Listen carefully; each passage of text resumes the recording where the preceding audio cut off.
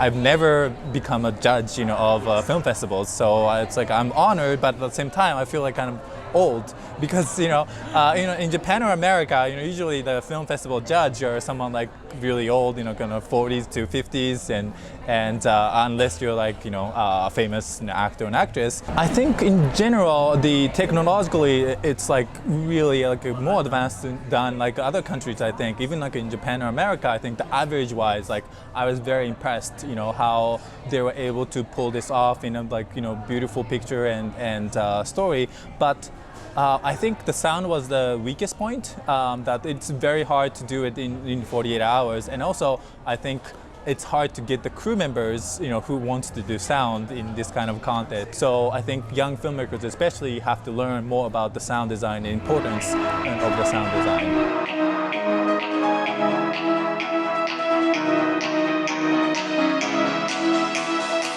Especially, I am lucky to work with like top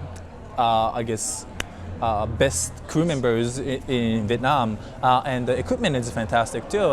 And in the same amount of budget, you can have like maybe like 3 or 4 times bigger, crew members and better equipment because of the currency exchange rate. So like if you have like $1 million film, it's equivalent of like $5 million movie in Japan. So like I was able to do things that I wouldn't be able to do in Japan. So that's something that I was very like I felt like lucky, and that's one of the reasons why like I'd like to challenge more making movies in Vietnam.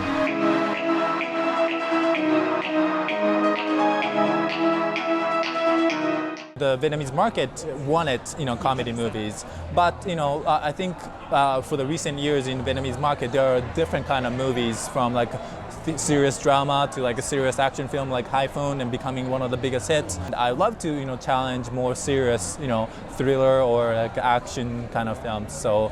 That's something that I like to do, and also, I'd like to try musicals because I love, Vietnamese pop music, and like working with Vietnamese musicians would be like one of my dreams to do. I think one of the things that I would like to challenge is the period piece, like. Back in the days like early Lee period or something that's like 1200 or something, or Japanese like samurais and Vietnamese like warriors, that kind of things might be interesting as well.